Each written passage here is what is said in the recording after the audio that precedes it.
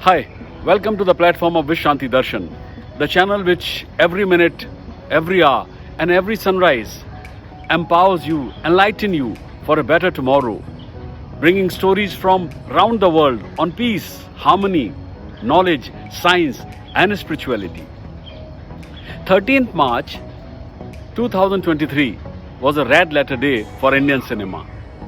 Two things happened today. First, the 95th Academy Awards was a ceremony held by the Academy of Motion Pictures Arts and Science in Los Angeles, honored film released in the year 2022. After a dry spell since 2009, when A.R. Rehman and Gulzar won the Oscar for Slumdog Millionaire, there was once again a breath of fresh air for Indian films at the Oscars.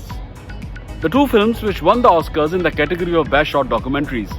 The Elephant Whisperers is a Tamil language short documentary film directed by filmmaker Kartiki Gonsalves in a directorial debut, and RRR for Best Original Song Naatu Naatu.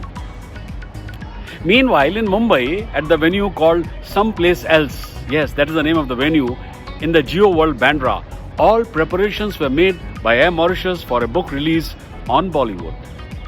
Incidentally, the first full-length National Award-winning film, Ankur Maina Aur Kabutar, it was a children's film, was entirely shot in the beautiful island of Mauritius way back in 1989, and I was the producer.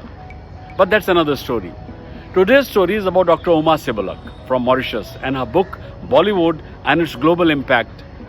Veteran filmmaker Mahesh Bhatt, along with the film producer and director Rahul Vohra, did the honors for the author Dr. Ouma Seebulack.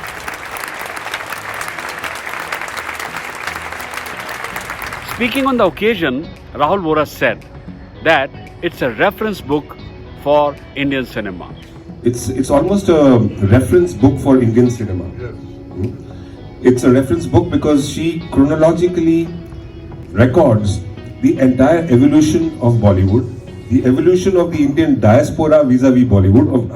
I'm sorry to be using this word, Bollywood, but right in the introduction, Ouma mentions the fact that cinema, when it was once first shown by the Lumiere brothers in a little cafe in Paris called Grand Cafe near the Opera, and in the basement of that there is an Indian hall. It's called the Salon Indien, and that's where they showed the film. So movies still had an Indian connection even from the first day that they were invented.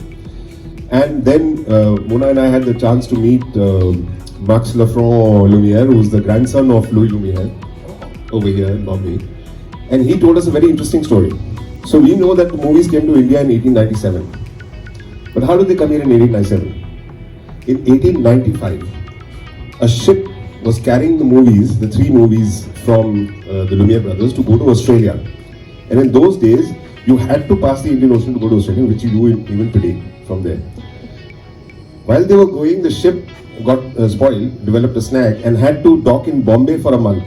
So the producers who were taking the film said, what are we going to do with these films for a month? So they hired the Watson Hotel and showed the films for 2 rupees in 1895.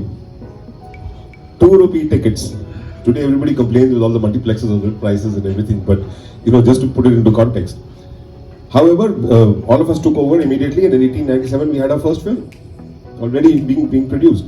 So this is a very interesting link that she traces. So she goes straight from the heart of where the genesis of cinema, right up to today, in documenting films, documenting actors, documenting the impact that movies might have had on people. Mahesh Bhatt, the 74-year-old veteran Indian filmmaker, described how his family was connected with the Indian film industry right from the silent cinema. In terms of my working relationship is 53 years, but I was born, I'm 74 years, I was born in a family of filmmakers. And my father and my mother both were a part of this. And the journey right from the silent era.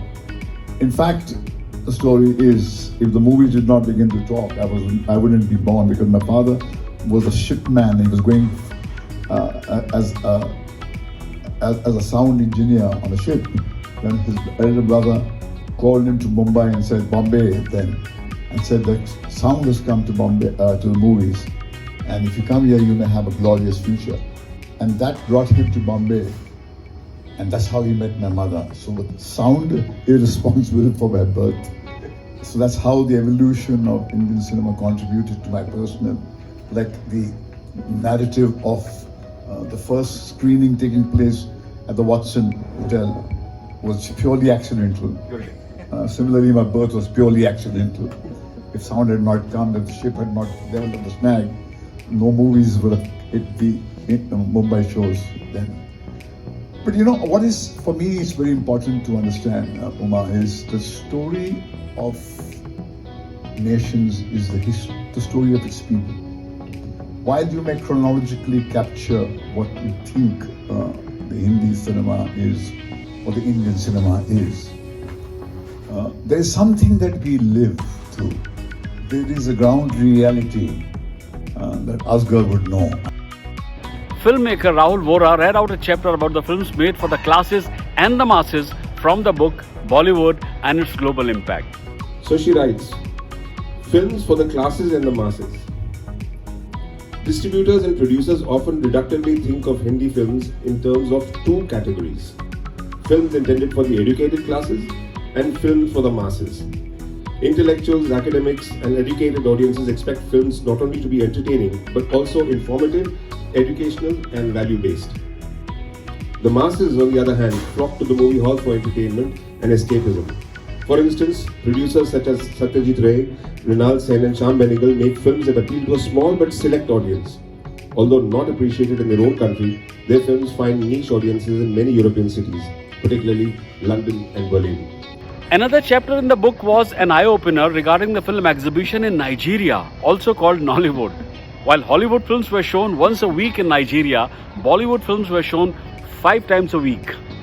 So, in 1990, Brian Larkin, a communications scholar, visited Kano in northern Nigeria.